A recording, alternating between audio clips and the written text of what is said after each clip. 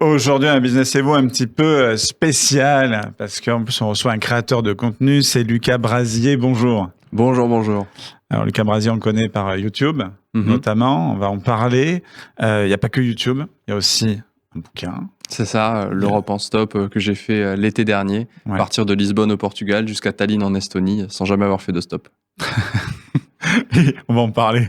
Il y a un jeu de cartes aussi, Confession. Exactement, c'est un jeu qui est un peu icebreaker pour créer du lien entre les gens, apprendre à se connaître et on va avoir de quoi dire.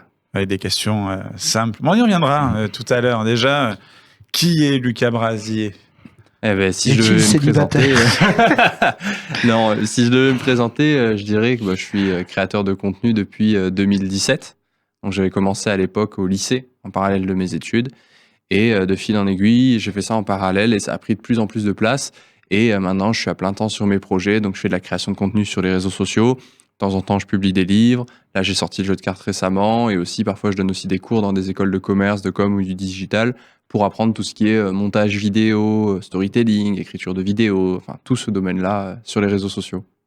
Alors justement, créateur de contenu, comme terme, il y a eu plein de termes qui sont tombés. Il y a eu le terme créateur de contenu, il y a eu le terme youtubeur, il y a le terme vidéaste. Toi, tu te retrouves dans lequel? Dans plusieurs de ces termes C'est vrai qu'il y a pas mal de termes, même influenceur, qui étaient utilisés aussi.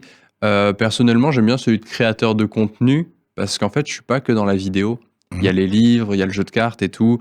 On pourrait dire aussi entrepreneur dans le sens entreprendre dans tous les sens, mais c'était vraiment le côté créateur de contenu, que ce soit écrit, vidéo, photo. Et c'est pour ça que c'est un terme que j'aime bien réutiliser en termes de définition personnelle. Justement, parce que là-dessus, il n'y a pas eu un abus à un moment donné. Moi, je me souviens de gens qui montaient des formations en mode, voilà, payez 2000 € et devenez youtubeur à succès. Grand souvenir d'ailleurs d'une chronique de Cyprien qui avait réagi à ça en disant, vous savez quoi, ça va vous faire payer 3000 €. Je vous expliquais comment on fait. Vous voulez faire des bonnes vidéos? Formez-vous en vidéo. Voilà, fin du cours, quoi. Et c'est vrai que ça tient de ça, quoi. Mais ouais, c'est vrai qu'il y a eu pas mal d'abus après. C'est comme, je pense, dans tous les milieux. C'est-à-dire que parfois il y a des dérives et c'est comme tout. Faut savoir ce qui est bon ou pas bon. Il y a plein de contenus gratuits qui peuvent aider. Après, il y a des contenus payants de gens expérimentés. Par exemple, je pense à un pote qui s'appelle Poisson Fécond sur YouTube, qui avait sorti une vidéo là-dessus et même une formation pour apprendre à se lancer sur YouTube. Lui, c'est quelqu'un qui a plus de 3,5 millions d'abonnés sur YouTube, qui a plus de 10 salariés. Donc, je pense que quand il sort c'est ça, quand il sort un produit comme ça, moi, je me dis, c'est quelqu'un pour qui ça vaut le coup, quoi, d'acheter ce genre de produit. Oui, c'est vraiment un énorme professionnel. Il s'est développé. Qui est là depuis plus de 10 ans. De toute façon, il est sur Lyon, je crois. Ouais, sur Lyon. Alors justement, là, moi, avant d'arriver sur ton bouquin et sur ton jeu, juste pour finir sur cette thématique, justement, les réseaux sociaux. Là, j'enlève la casquette animateur, je mets la casquette community manager. Justement, il y a plein de réseaux sociaux. Tout le monde te dit, il faut être sur tous et tout. Et au final, quand t'es sur tous, t'es nulle part. Est-ce qu'il n'y a pas, à un moment donné, je sais pas, j'ai tendance à dire, une obésité de réseaux sociaux, trop de trucs et où on peut pas être partout, quoi. C'est vrai qu'on peut pas être partout, donc je pense qu'il faut choisir ses combats. Donc c'est pour ça que moi, depuis tout petit, j'ai des vidéos de moi, j'ai 7-9 ans, je suis face à une caméra et je m'enregistre. Et je fais des batailles avec mes peluches, des trucs, etc. Donc moi, je me suis déjà centré sur du format vidéo. Donc c'est pour ça que j'ai plus priorisé des réseaux sociaux visuels que du Twitter, X maintenant, et Facebook ou même, par exemple, LinkedIn. Et en ce moment, comme ce qui fonctionne, c'est la vidéo verticale, je me suis plus concentré sur un format que sur une plateforme. C'est-à-dire que moi, je suis sur YouTube, Insta, TikTok principalement. Mais pour éviter de trop me disperser, je me dis, je me concentre sur le format vertical. Et j'essaye de publier à un certain intervalle. Alors, ça dépend le rythme que je me donnais et ce que j'avais aussi à côté. Avant, c'était une par semaine, ou une toutes les 2 semaines, ou une tous les 3-4 jours. Maintenant, là, depuis 2 semaines, je me suis mis à une tous les 2 jours. Et je m'y tiens, et je continue, et j'analyse, et j'essaye d'améliorer ma création de contenu en ce sens-là. Donc, je me suis plus focalisé sur un format, parce qu'en fait, on peut le publier sur 3 plateformes à la fois. Alors que si je fais du horizontal, je peux le mettre sur YouTube. Mais après, ça peut être une autre stratégie où je fais du horizontal pour le mettre sur YouTube et je fais des shorts de ça et du coup, je le publie sur mes réseaux sociaux. Mais voilà, parce que il faut le dire, allez, on va livrer un autre secret gratos. Ce qui est important en réseaux sociaux, c'est la régularité, le côté rendez-vous. Quand on nous demande, c'est quelle heure pour poster? Alors, l'heure idéale pour poster, c'est un truc qu'on a inventé les community managers. Parce que comme ça, vous postez tous à ce moment-là, et puis nous, le reste du temps, on a les réseaux sociaux pour nous tout seuls. Mais en fait, le conseil de l'heure, je trouve qu'il était pertinent, mais il y a 10-15 ans, quand Instagram, c'était temporel. C'est que, je sais pas si vous vous souvenez, à une époque, Instagram, à un moment, on scrollait et on arrivait, on se disait, ah, ça, j'ai déjà vu. Ce pattern de ce post-là, puis ce post-là, puis ce post-là, et on fermait l'appli. Depuis que c'est passé de manière algorithmique, peu importe l'heure à laquelle on publie, si c'est un bon contenu, ça marchera. Et surtout qu'en général, tes stats te disent, ouais, les heures où ça a le plus marché, c'est les heures où tu publies. Oh, étonnant, non? C'est ça. Et donc, l'Europe en stop, t'es parti de Lisbonne. Mais pourquoi tu vis à Lisbonne? Justement, on va... après, on jouera à un jeu. Ok. Oui, donc de Lisbonne. Ouais, de Lisbonne, je suis parti de Lisbonne au Portugal parce qu'en fait, ça m'a pris en début d'année 2024. Je m'étais dit, tiens, quel est le prochain défi que je peux me lancer? En février, je m'étais mis le défi de faire le puzzle le plus difficile du monde, ou un des plus difficiles. C'est un puzzle en fait de 500 pièces avec 100 dalmatiens. Mais le truc, c'est qu'il est de face, mais il y a le même au verso tourné à 90 degrés. Donc on a des pièces qui font cette taille-là, qui sont noires et blanches, et on ne sait pas si elles sont à l'endroit ou à l'envers. Donc je l'ai fait en live, ça m'a pris 52 heures de live non-stop. Et donc, il y a un temps que tu as commencé le BDSM, comment ça se passe? Non, on n'est pas parti là-dessus après. Et du coup, je me suis dit, quel autre défi je peux faire pour sortir de ma zone de confort? Et c'est là que je me suis dit, je vais traverser l'Europe en stop et je vais le faire d'ouest en est. Mais j'avais jamais fait de stop avant. Et là, j'ai eu deux choix. Est-ce que je m'entraîne en faisant un Toulouse-Paris avant ou autre chose? Ou est-ce que vraiment, première expérience, c'est pour faire toute l'Europe? Et je me suis dit, let's go, première expérience, c'est pour faire toute l'Europe. Et du coup, j'ai pris la capitale du pays le plus à l'ouest, du bloc central de l'Europe, la capitale du pays le plus à l'est, du bloc central, donc l'Estonie avec Tallinn. Et du coup, ça fait une diagonale de plus de 5000 km à parcourir en 28 jours, où j'avais pris un vol aller Toulouse-Lisbonne et un vol aussi Tallinn-Toulouse. Donc les deux extrémités avec du jeudi 1er août au jeudi 29 août, avec impossibilité de décaler. Donc si j'arrivais en retard, on aurait pu voir ce qui se passait, mais c'était impossible. Fallait pas. Et justement, pour le voyage, alors moi, je suis feignant. Je viens de Provence. Alors, je tombe dans les clichés. Nous, c'est les vacances toute l'année, bien évidemment. Donc, pour revenir sur ce livre qu'on peut voir ici, où tu as fait de l'autostop sans connaître l'autostop. J'ai tiré quelques cartes. Ouais. Alors, je sais pas comment fonctionne le jeu. Si tu veux, je peux prendre le reste du jeu, comme ça je vais pouvoir expliquer. Exact. En fait, le jeu, là, tu as tiré des sujets. Ouais. En temps normal, on en tire 3, mais là, on peut faire les 6, il n'y a pas de souci. Et moi, du coup, je vais avoir des clés vertes et des clés rouges. Donc, tu vois, je peux te les montrer. Ouais. Donc, les clés rouges, c'est des clés donc marquées clés de l'imagination. Et les clés vertes, c'est des clés de la réalité. Et ce qu'il faut faire, c'est placer ces clés face cachée devant soi. Donc, par exemple, moi, je peux en mélanger 2 vertes et une rouge et je les place face cachée. Vous savez pas où est la vraie, où est la fausse. Et moi, du coup, par exemple, si on a avec 3 anecdotes, je prends 2 vertes, une rouge, je mets les clés face cachée, vous savez pas. Je mets des sujets par-dessus face cachée où je sais pas lesquels ça va être. Ouais. Et quand on retourne le sujet, je dois raconter la première anecdote qui me vient, vraie si la clé est verte et fausse si la clé est rouge. Donc, si tu veux, on peut le faire là déjà avec t'en prendre 3. Et je vais te faire les 3 après, comme ça on se fait 2 séries de 3. Juste, je te laisse les mélanger sans que je voie et moi je vais mettre mes clés devant moi. Et comme ça, je sais pas sur quoi je vais devoir mentir ou dire la vérité. Et vous devez deviner. Si vous devinez, vous marquez un point. Si j'arrive à vous avoir, c'est moi qui marque un point. Ouais. Alors, tac. Ça marche un jeu à boire ou pas? Oui, il y a la variante alcool que j'ai sortie parce que ça parle beaucoup aux étudiants. C'est la même chose mais avec qu'une seule carte, donc une clé rouge ou une clé verte devant soi. On la regarde, on la met face cachée. Le sujet, on le regarde et on le met face cachée. On réfléchit en amont à son anecdote avant que les autres regardent. Et là, on boit entre une gorgée et un cul sec. Et tous ceux qui se trompent doivent boire ce que la personne a misé. En fait, c'est comme une mise. On vous rappelle pour votre santé, attention. L'abus d'alcool est dangereux pour la santé. C'est toujours moi moi, c'est pas drôle, parce que je bois quasiment pas. Mais... Non, c'est moi qui dis, parce que moi, je suis ariégeois. Si tu veux, donc voilà. Allez, voiture, juste. Ah non. Tu m'en passes 3 et on les met face. D'accord. Comme ça. Hop, voilà. Ok. Et là, je les mets comme ça. Je vais faire de droite à gauche. Donc, la première, justement, voiture. Donc là, si en dessous j'ai une clé verte, je parlerai d'une anecdote réelle. Si j'ai une clé rouge, je parlerai d'une anecdote imaginée. Donc, par rapport à l'Europe en stop. Sur l'Europe en stop, je peux vous dire que il y a une voiture. La première fois que j'ai dû faire du stop, j'ai dû arrêter une première voiture. Et du coup, cette première voiture, j'étais à Lisbonne, je me suis dit, comment je vais l'arrêter? Donc, j'essaye pendant 1 heure avec une pancarte d'arrêter les gens, ça marche pas, rien ne se passe, et du coup je suis en mode c'est triste, je sais pas comment faire. Et en face de moi il y avait un truc de location de voiture, on peut louer sa voiture. Et du coup il y avait une femme qui attendait devant depuis 1 heure que moi je faisais du stop et que ça aboutissait pas. Et donc je me suis dit je vais aller la voir. Je suis allé la voir, j'ai discuté avec elle, et du coup en sympathisant avec elle, elle a demandé à son mari s'il pouvait me prendre en stop. Et elle a accepté, et du coup, mon premier trajet, j'ai pu faire Lisbonne-Tolède, et aller jusqu'à Tolède et parcourir 600 km avec ma première voiture. Donc ça, c'est ma première anecdote. Et une fois que j'ai raconté les 3, vous avez le droit de poser des questions pour creuser et essayer de découvrir laquelle est fausse. Voyage. Je peux vous en raconter une deuxième sur le voyage, c'est que quand j'étais à Amsterdam, fallait que je redescende, donc je suis monté jusqu'à Amsterdam, et il fallait que je redescende donc vers l'est pour atteindre Tallinn en Estonie.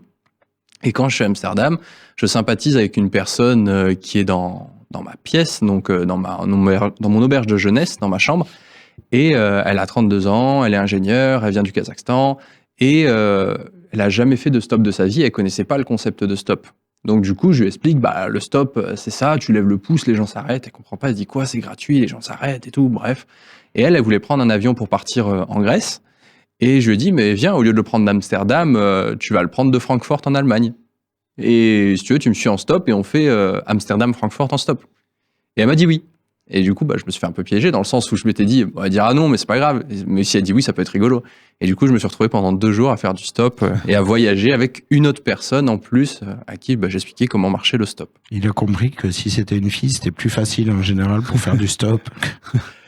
Et pour la passion, je peux vous raconter que quand j'étais petit, du coup, par rapport à ce voyage en stop, c'était le frère de ma mère qui avait fait du voyage, donc du stop, et c'est lui un peu qui m'a partagé cette pas passion, enfin c'est pas autant une passion, mais lui c'était sa passion, et moi ça m'avait attiré. C'est-à-dire je me suis dit tiens c'est rigolo, il voyage, il a qu'un sac à dos, il fait des rencontres, et en fait à chaque fois que j'allais en repas chez lui, il avait toujours des anecdotes incroyables, donc j'adorais discuter avec lui, mais j'osais pas passer le pas, parce que du coup à l'époque j'étais jeune, on en discutait sur les repas de famille, quand on a 10-15 ans, vous voyez, à la fin, sur le dessert, tout ça. Et du coup, j'ai réfléchi, et plus j'ai évolué sur ma chaîne YouTube, plus j'ai passé des caps, c'est-à-dire publier une vidéo par jour, j'ai réussi à le tenir, publier un livre en maison d'édition, j'ai réussi à le tenir, faire un jeu télévisé, j'ai réussi à le faire, et plein de choses comme ça, fit avec des youtubeurs, McFly Garito, Squeezie, Thibaut InShape, etc., qui m'inspiraient, j'ai réussi. Donc j'ai augmenté la difficulté, et je me suis dit, tiens, si un jour ces histoires un peu pour boucler la boucle, je me disais, je vais partir faire du stop. Et du coup, c'est le premier à qui je l'ai annoncé, et je lui ai dit que j'allais faire traverser l'Europe en stop avec tous ces conseils qu'il m'a donnés et tous ces récits qui m'ont inspiré. Donc là, vous pouvez poser des questions pour essayer de deviner laquelle des 3 est fausse et creuser un peu. Après, je vous dis, c'est un jeu auquel j'ai beaucoup joué. Ouais. Moi, ça serait parce qu'elles sont très précises quand même. Il y en a une fausse là-dedans. Il y en a une qui est fausse. Ouais, je sais pas, juste un détail, c'est vraiment. Bien sûr, les 3 concernent le stop, donc le fait que j'ai fait le voyage en stop, c'est vrai, mais soit j'ai jamais rencontré cette personne pour le voyage, elle n'existe pas et tout, soit la voiture, la première voiture était totalement différente, il s'est jamais passé ça, soit j'ai pas cet oncle du coup qui m'a raconté tous ces voyages. Il n'y a pas un détail. Moi, je dirais l'autostoppeuse. Moi aussi, j'aurais tendance à taper sur un ingénieur autostoppeuse. Avec quel âge à peu près 32 ans. Oui, c'est très précis. Elles sont volontairement toutes précises pour que celle qui est fausse est 100% précise fausse, mais... Oui, c'est plus il y a de détails et plus t'arrives à nous noyer dans le... Donc, est-ce qu'il y en a une où vous voulez poser une question et ça pourrait vous aider à vous débloquer ou en savoir plus? Je suis nul en jeu, moi, en plus. Moi aussi. Je me suis lancé là-dedans alors qu'on est très mauvais. Grande idée, Alex. Bravo, j'ai une belle idée. Tu es viré. J'ai une très belle idée. Sinon, vous tentez comme ça. Alors, moi, j'ai tenté un truc sur ta première anecdote. Voilà, tu nous as dit que donc tu avais été au Portugal. Tu as déjà été au Portugal? Avant, j'étais allé à Porto. Donc, tu parles au portugais ou espagnol? Anglais. Anglais. Je parle anglais. Sur tout le pays, je parle anglais. Et pour toute ma traversée de l'Europe en stop, à chaque fois, ce que je faisais, c'est que si jamais je parle pas... Bon, là, je peux parler par exemple des pays de l'Est, quand j'ai été Pologne et tout, ils parlent même pas anglais. Donc, ce que je faisais, c'est que j'avais Google Traduction, je parlais en français et ça traduisait en russe ou en polonais en fonction de la langue qu'ils parlaient. Alors, quand tu es parti de Porto, tu voulais aller vers où? Alors, de Lisbonne. Ouais, de Lisbonne, pardon. Je voulais aller vers l'Est. j'avais pas de destination précise, c'est-à-dire que je suis à gauche, il faut que j'atteigne la France parce que je vais forcément passer par la France et l'Espagne. Donc je veux n'importe quelle voiture qui m'emmène à l'est et du coup ces personnes allaient à Tolède. Tolède, c'est en bas quand même. Hein. C'est assez droit quand même. Hein. C'est assez droit. Et du coup après il fallait remonter vers le haut pour essayer d'atteindre la France. Dis pas la vérité là parce que il te fixe.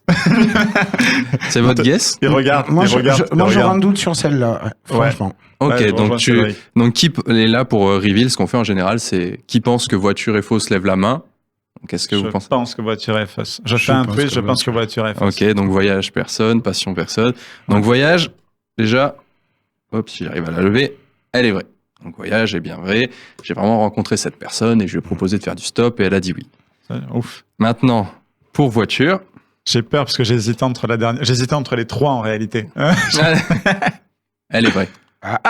Du coup, j'ai jamais eu cette personne passionnée dans ma famille qui m'a raconté des anecdotes. Enfin, ça, il y a personne dans ma famille qui a fait du stop. J'ai pas cette personne qui m'a partagé. J'ai juste regardé parfois des vidéos YouTube de gens qui témoignaient de leur voyage.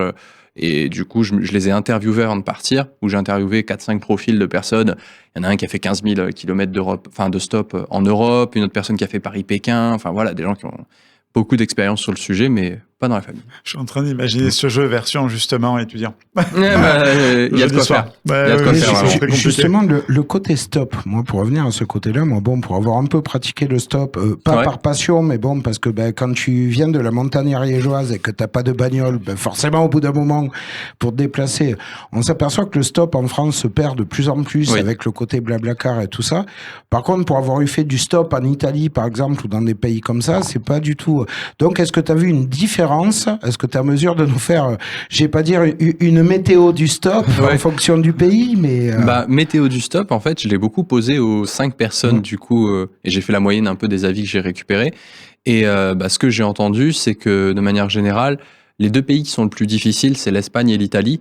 Donc, si t'as réussi à faire du stop en Italie, vraiment, bravo. Je me suis même fait prendre un stop par un bus en Italie. Waouh, incroyable. Parce que vraiment, c'est les 2 où on m'a dit, franchement, Espagne, j'étais obligé de traverser, je l'ai vu, c'était ultra dur.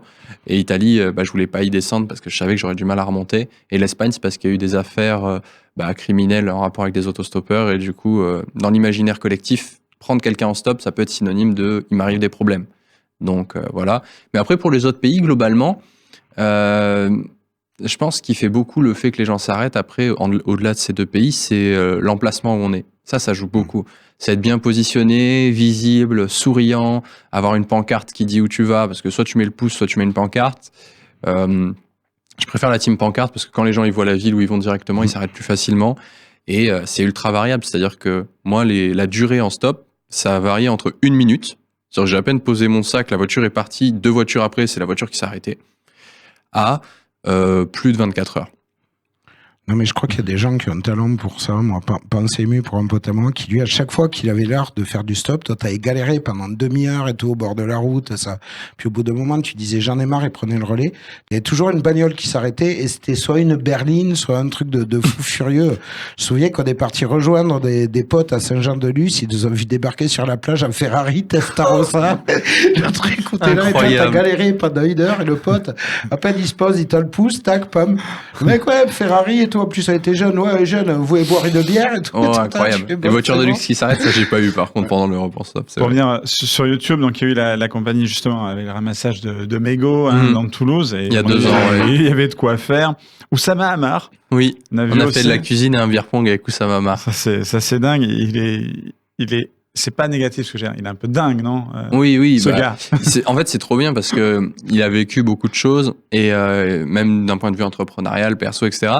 Et c'est vrai qu'il est pas mal décrié sur les réseaux sociaux. Parce qu'on sait jamais si c'est vrai, faux. Il faudrait qu'il joue à Confession, je pense. Peut-être qu'on en fera une vidéo YouTube. On se connaît. Confession avec Oussama Hamar. Ah, ça peut être un concept. Je lui proposerai. On se suit sur Insta. Mais du coup, pour l'avoir rencontré, discuter avec lui et voir ce qu'il fait depuis longtemps, moi, c'est vraiment quelqu'un qui dit souvent oui à beaucoup de choses dans le sens où il se laisse guider par l'inconnu. C'est-à-dire que quand je lui ai proposé, il a dit oui. Et du coup, dans sa façon de faire pas mal de choses, je me retrouve aussi. C'est-à-dire que moi, je dis oui à beaucoup de choses et je me retrouve embarqué. En fait, si j'avais pas les vidéos, si je disais j'ai fait de la cuisine et un beer pong avec Oussama Hamar, j'ai interviewé Luc Besson, j'ai tourné avec Squeezie, j'ai traversé l'Europe en stop, j'ai fait ci, j'ai fait ça, les gens ils me diraient t'es un menteur. Mais la seule différence que j'ai avec lui, c'est que j'ai des preuves vidéo, c'est-à-dire que moi j'ai fait des vlogs de tout. Donc je peux le montrer aux gens s'ils me croient pas et ils sont en mode ah ouais c'est vrai, c'est rigolo. Ouais. Et une petite pensée à Benoît Allemann. Oui, avec qui j'ai tourné une vidéo. C'est comédien de doublage. J'ai l'impression que c'est quelque chose qui te plaît pas mal. Hein, ça aussi. Ouais, puis en plus il y en a croisé des terribles. Moi pour avoir eu interviewé Brigitte Cordier, c'est un amour de bonne. Ouais, elle est très gentille, vraiment. Ce qui est. Là, t'as eu tout le monde, hein, Whoopi Goldberg, Morgan Freeman. Je vois aussi Kellyanne Blanc. Z, Harry Potter. Ouais, c'est ça, c'est Kellyanne Blanc qui fait la voix d'Harry Potter. Et ça, c'était un tournage fou parce que du coup, j'avais les 4 comédiens de doublage avec moi. Ouais. Et l'idée créative que je me suis dit, c'est plutôt que de faire une interview classique, c'est on va faire des mises en situation. Et eux, ils prennent leur personnage et ils doivent coopérer ensemble. Et donc, on a fait un truc où ils sont en train de sortir d'un musée. Et du coup, t'as Harry Potter qui aide l'ours de Bonne Nuit les Petits, qui aide le Père Noël, qui aide le... Enfin, c'est délirant, mais du coup, c'est très sympa et ça crée des bons souvenirs. Et du coup, dans tous les gens que tu as croisés, il y a un créateur, une créatrice avec qui tu n'as pas encore bossé, avec qui tu n'as pas encore ne serait-ce qu'échangé, avec qui tu rêverais d'échanger? Ouais, moi, il y a un créateur de contenu pour boucler la boucle du Lucas qui regardait YouTube tous les soirs en rentrant du collège, avec qui j'aimerais faire du contenu. C'est pas un créateur de contenu, tu vois, qui a 10 millions d'abonnés et tout, mais c'est vraiment quelqu'un, il m'a accompagné pendant au moins 5 ans sur mes études, et je l'ai rencontré en tant que fan pour faire une photo avec lui en 2013, au TGS 2013, donc ça remonte, c'est Bob Lennon. Je sais pas si vous connaissez. Du coup, je regardais Fanta Bob Games, The Fantasio 974, les 2 chaînes, etc. Et c'est vraiment quelqu'un, c'est vraiment le youtubeur que j'ai le plus suivi quand j'étais jeune. Et je me dirais, pour le Lucas qui a 12 ans, regarder ses vidéos, j'aimerais tellement faire un truc avec lui. J'ai pas encore l'idée de quoi précisément, mais je sais que le jour où j'ai l'idée, je lui enverrai un mail et je dirais, écoute, on tente et on verra bien ce que ça donne. En théorie, il est accessible. Moi, je sais pas, j'ai eu l'occasion de croiser le joueur du grenier aussi. Ouais. Mais alors, TGS, justement, vieille époque, j'ai connu l'ancien joueur du grenier, comme ils disent, le joueur du grenier gros, quoi. C'est, voilà. Et si, plus grosse frustration, moi, que j'avais eu à ce niveau-là, c'est Antoine Daniel. Je suis un grand fan de What the Cut et de. Ah ouais, je me souviens de ce TGS. De Mathieu Sommet de SLG. En fait, Antoine Daniel, pendant un moment, il avait disparu. Moi, je rêvais de croiser ce mec. Il jouait sur, je crois que c'est GeoRacer, ça s'appelle. Oui, avec la. À un moment donné, il montre une photo, il fait, ah ouais, mais ça, je connais, c'est rue de Rémusat, quand j'y vais à Toulouse. En fait, je me suis aperçu qu'il a vécu 2 ans rue du Thor. Que moi, j'ai des collègues là-bas, donc je passais bon temps rue du Thor et tout, donc que j'aurais pu croiser Antoine Daniel et que je l'ai jamais croisé, quoi. Mais bon. Ça arrive parfois comme ça. L'ultime question, Cédric, Toulouse, de Lucas Brasier. Voilà. Moi, j'en avais une autre. C'est pour faire youtubeur, faut à tout prix s'appeler Lucas. Je sais pas, Squeezie aussi, si je me souviens bien. Lucas Auchard aussi. Non, c'est pas un prérequis. Je pense qu'il faut pour se lancer sur YouTube, c'est juste avoir envie de partager quelque chose. Parce que souvent, ça fait bateau comme conseil, mais il y en a beaucoup qui disent ah, ils gagnent beaucoup d'argent, ah, il se passe ci, il se passe ça. Mais en vrai, si tu te lances pas pour partager quelque chose avec passion, les gens ils te suivront pas. Et du coup, s'ils te suivent pas, ça fonctionne pas. Donc, faut vraiment, moi de base, ma chaîne YouTube, je l'ai lancée pour le tout premier concept, c'était un The Voice via Internet. Donc pour faire un The Voice en digital avant même le Covid, tout ça, etc. Et il y a une des participantes qui s'est retrouvée à The Voice. Et après, j'ai parlé de mes études en prépa scientifique. Donc tous les jours, je faisais une vidéo sans montage où je disais aujourd'hui, je suis en prépa scientifique, MPSI, voilà, on a eu ça comme matière, j'ai appris ça, j'ai pris un 1/20 en maths, un 3/20 en physique, tout va bien, la vie est belle, je suis dans la moyenne, enfin voilà, la vie en prépa. Et c'est comme ça que du coup, c'est en partageant, en avoir envie d'aider les gens qui voulaient aller en prépa, qui étaient au lycée, il n'y avait pas d'infos, c'était un milieu assez fermé, que ça m'a débloqué le fait de parler à l'oral, créer du contenu, être à l'aise face caméra, et de fil en aiguille, j'ai évolué sur mon contenu. Et je voulais partir sur la question de Toulouse. Avant, juste YouTube qui est en train de changer, en plus, qui est génial pour les petits créateurs. C'est-à-dire que maintenant, on voit beaucoup de créateurs qui ont 200, 300, 600. Hier, je regardais, j'avais plein de... Alors au début, on dit, peut-être parce que selon nos recherches, donc YouTube maintenant est en train de mettre en avant justement un petit peu les nouvelles têtes de YouTube, peut-être pour évoluer, pour changer, pour que les gens se lancent en se disant, je vais pas abandonner, je fais 50 vues, 100 vues, mais en fait maintenant, elles sont mises en avant. Donc YouTube évolue ici de ce côté-là. Je trouvais que c'était important de le dire et de féliciter YouTube pour ça, parce que ça va aider justement aussi les plus petits créateurs qui se lancent à pouvoir percer. C'est le moment. Voilà, je vous le dis tout de suite. Si vous voulez vous lancer, c'est maintenant. Lancez-vous tout de suite. C'est tout de suite. C'est vrai que ça, c'est l'onglet accueil, du coup, au niveau des recommandations. Avant, il n'y avait que les plus gros, comme tu disais. Et maintenant, le fait qu'ils aient diversifié les profils, bah, ça permet à tout le monde un peu d'avoir sa chance. Et pour faire partie des membres créateurs Shorts, donc c'est quelque chose que YouTube organise et qui est encadré aussi par Google, du coup, on est 5000 créateurs à être accompagnés. Donc, on a un peu parfois les updates qu'il va y avoir en avance, ils nous expliquent. Et on voit qu'il y a vraiment cette envie et cette dynamique de laisser sa chance à tout le monde. C'est-à-dire, c'est pas parce qu'il y en a qui sont déjà préétablis, installés, que c'est eux qui vont continuer de perdurer. C'est s'il y a des bonnes idées qui viennent de ceux qui se lancent ou de ceux qui débutent, pourquoi pas les aider à aller plus haut et à se développer encore plus. Exact. C'est vrai. On avait dit, la dernière question d'habitude, c'est Toulouse et vous. Moi, j'ai pas envie de la tourner comme ça de suite. D'habitude, on t'aurait demandé ce que tu ressens sur Toulouse, qu'est-ce qui t'a marqué à Toulouse. L'Europe et toi, quel pays t'a marqué justement sur ce périple? Les pays, déjà, j'en ai traversé 11 ou 12 de mémoire, donc ça fait un bon paquet. Les pays qui m'ont marqué, ce qui m'a beaucoup marqué après, c'est aussi les gens dans les pays. Dans les villes après qui m'ont marqué vraiment, où je me suis dit waouh, il y a la République tchèque, Karlovy Vary. Je me suis retrouvé, pour l'anecdote, j'étais en Allemagne, j'étais à une station d'aire d'autoroute et je cherchais à faire du stop. Et ça fait 2 heures que j'en fais, ça marche pas. Je vais manger un sandwich dans l'aire d'autoroute, je ressors. Et en ressortant, je croise un couple et j'entends parler français. Et du coup, j'ai 2 secondes de réalisation parce que personne parle français et j'entends du français. Je me dis quoi? Et je me retourne vers eux et je leur explique la situation. Et ils me disent, écoute, on va à Karlovy Vary, est-ce que tu veux venir avec nous? Je sais pas ce que c'est, je regarde sur Google. Ils me disent, c'est là où ils ont tourné James Bond Casino Royale. Je fais, bon, d'accord, on va y aller, on va voir. Et vraiment, c'est une ville qui est incroyable. Enfin, ça fait vraiment un côté ville. Déjà, c'est une ville très colorée. C'est une ville qui est perdue un peu dans la montagne. Et c'est très calme, c'est très reposant, c'est très apaisant. Ça fait vraiment un côté, pour ceux qui regardent un peu les films Studio Ghibli et tout, le côté La Piuta, dans Le Château dans le ciel. C'est vraiment ce côté, on dirait une ville qui est déconnectée. Et c'était vraiment ultra coloré, magnifique. Et je pense que c'est une des villes où j'ai eu le plus gros waouh. C'était pas du tout prévu que je passe là. Je connaissais même pas son existence. Et pourtant, j'ai envie d'y retourner et de me dire... C'est vraiment une ville de déconnexion, quoi.